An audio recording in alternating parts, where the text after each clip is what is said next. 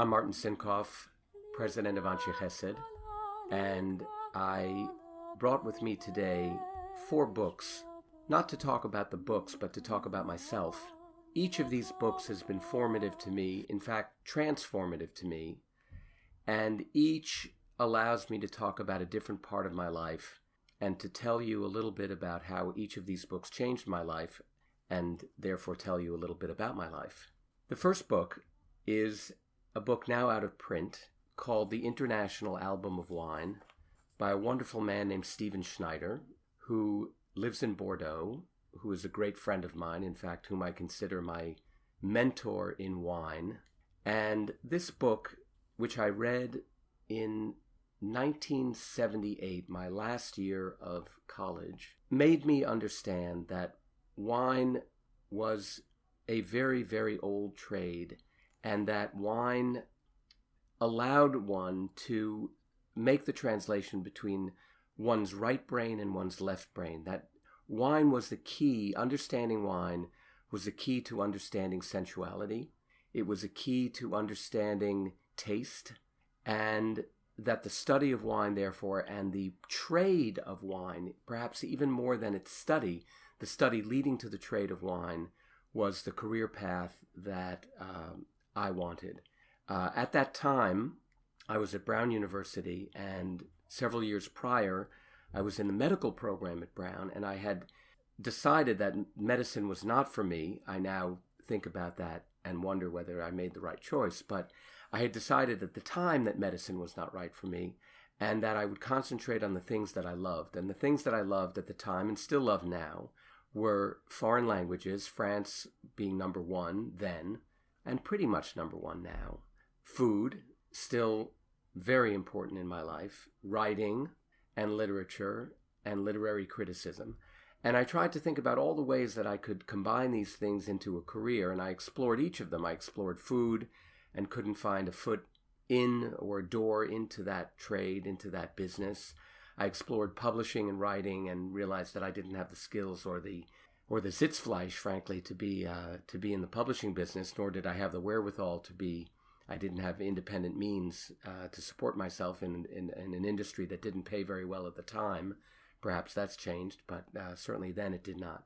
And then I came across Stephen Schneider's book, and it changed my life. I wrote to Stephen, who then was in Greece, and at the time there was no internet, there was no email, there were no text, and I received a letter back from him on that wonderful, probably no longer exists, airmail stationery that looked like onion skin. And I was so flattered, especially as a 22-year-old or something around that age, to be addressed as Mr. Sinkoff. I will never forget it. Dear Mr. Sinkoff, came this letter back with foreign stamps from Greece explaining to me how difficult the wine trade was, but inviting me whenever I could get to Bordeaux to speak with him. And that invitation remained in my mind, and I started to explore various ways to get into the wine trade.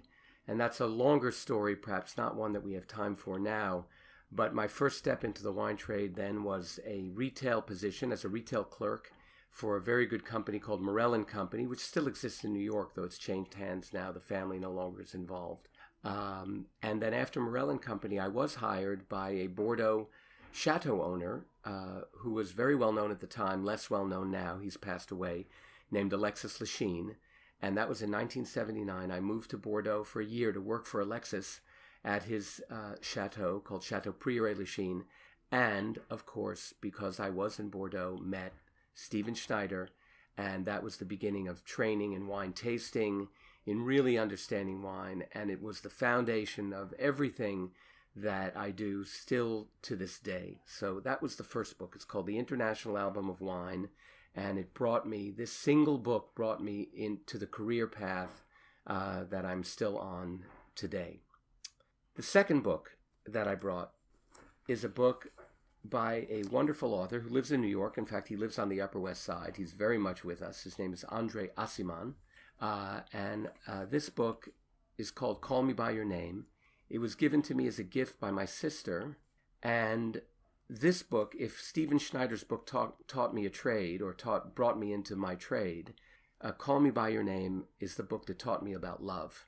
I can't say enough about this book. It is an extraordinary novel about the love affair between a young man and a man not much older than he, a graduate student, and a young man, 17, 18 years old, who happens to be the son of the owner of the house in which the novel takes place. The family is a Jewish New York family, but with Italian roots, clearly a Sephardic Jewish family, wealthy, elegant, chic, and this book takes place over a summer, and the passion, the feelings that are expressed by the protagonist, but also by the other characters in the book, in a very short novel, say everything there is to know about the heart. And I will repeat one thing that I've actually said at Ansche Chesed in various places and in various times, and that is not anything that is said by the young man or the slightly older fellow, because they're both very young, certainly looking at them now. But it's really the talk that the father gives to his son, and he sits his son down. His son thinks that the relationship that he's having with the older man, their names are Elio and Oliver. Oliver is the graduate student, Elio is the son, and Elio thinks that the relationship that he's having with Oliver is unknown to his parents, and of course his father is completely aware of it. And his father calls Elio into his study one day or one night, one evening, and says that he wants to talk to his son. And he says to Elio, he basically says to Elio that what he's experiencing is among the most important things he will ever experience in his entire life. That he, the father, knows, and this is the paragraph that is so compelling and so beautiful, among the many beautiful paragraphs in this very beautiful book. He tells Elio that he knows every chamber of the human heart. He knows every twist, every turn, every passage, and that he understands completely what Elio is feeling. And he tells Elio to not to hesitate, that what he is experiencing now is given to us sometimes only once, and that were we to forgo it, we would regret it our entire lives. And there's much more that he has to say. But this book is quite extraordinary. It's a modern masterpiece, I think.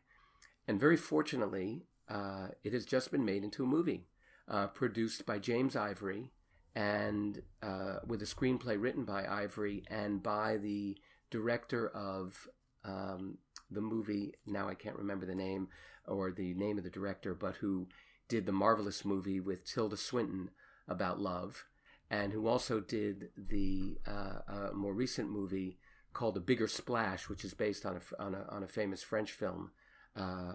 Both superb movies, both also about love, passion, sometimes passion that takes us to places we don't want to go. But Call Me By Your Name is my second book, and it's a book that taught me about love, and I can't recommend it enough. And then I have two books, finally, to end, that taught me about Judaism. One is an old book called The Denial of Death by Ernst Becker, and the other is Freud's Moses and Monotheism. The Denial of Death by Ernst Becker, who's a psychologist, teaches us how fearful we are unconsciously of our mortality, and why, as human beings, all human beings, we must resort to living collective lives, how we must resort to living in community, that without community we will individually go insane, is almost his premise that. And he says at one point, to summarize, that animals have a sense of their mortality, but no real sense of their mortality, that we human beings, humans of Ansche Chesed, humans period, are the only animals that have a clear sense of our mortality. We know and we are intellectually capable of understanding that we are going to die, and that our physical bodies, our cellular selves, cannot accept that we live in utter fear every day of our lives of death, and that it conditions so much of our behavior. It creates so much of our behavior. our avoidance techniques, the things we do to distract ourselves from this terrible, terrible reality. And that all religions grew to help us human beings compensate for that. That living lives in community is the only way that we can deal with mortality, and the only way that we can creatively overcome our individual fears.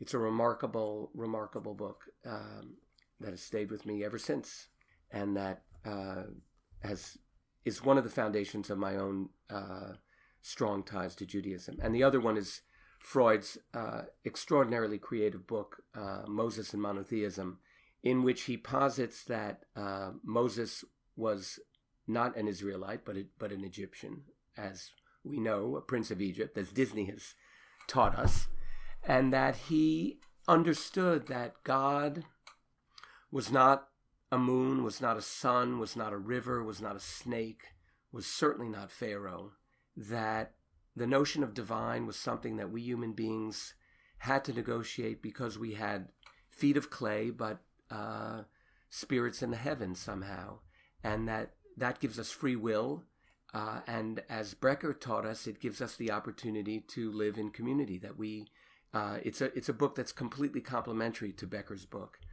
and that Judaism, our people, grew out of like-minded people who understood that they needed to reject. It was the revolutionary idea that they needed to reject the authority of the Pharaoh, that they needed to reject the worship of gods other than a divine presence that was ineffable, that couldn't be defined in any way, that was what the French would call the non-dit, the one thing that cannot be defined, that cannot be understood, that really is that space that we can only basically hardly understand between our right brain and our left brain, going back to the understanding of wine, that space that exists between our human and our animal and our human selves, and that once we understand that we are fundamentally free, and that was the great Mosaic revolution, was that we are free,